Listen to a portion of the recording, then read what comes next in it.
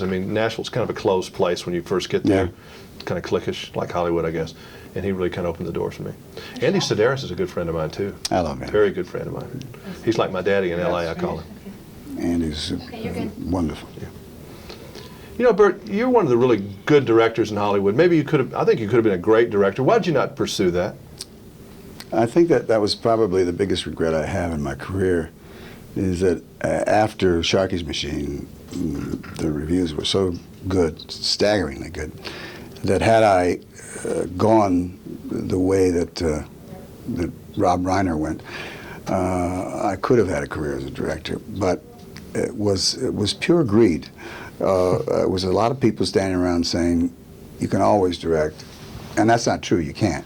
You have to go and move in that direction when you have the heat. And I had a lot of heat as an actor then, so I pursued that.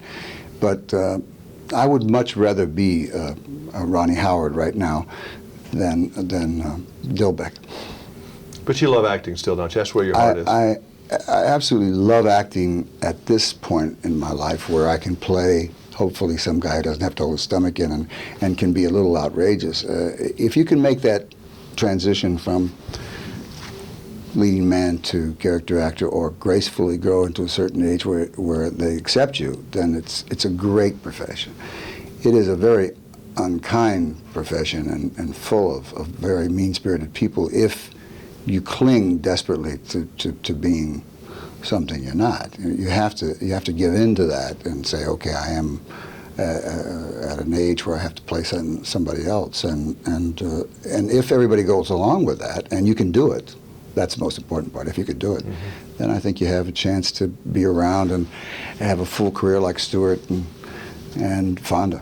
It's hard to look at your life when it's going so fast. And now, do you even remember the 70s? I mean, Oh, somebody once said that I met you and I said, listen, if it was between 72 and 76, I'm sorry. I mean, I don't remember.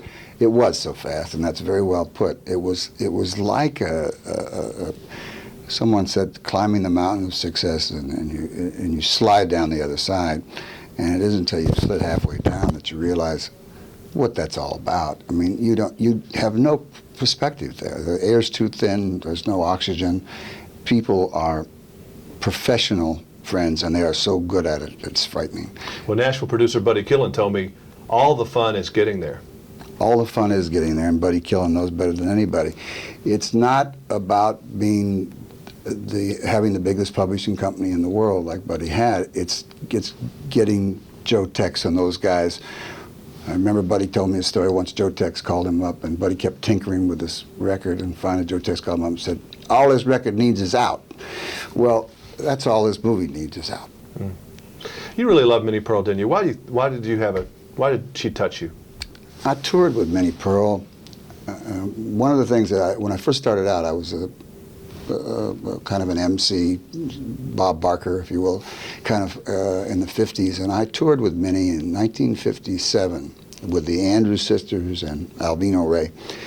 And Minnie just took me under her wing, and I was her straight man on stage. And I loved her so much. And she used to tell me where a lot of the minefields were. And I try to love young actors and tell them now.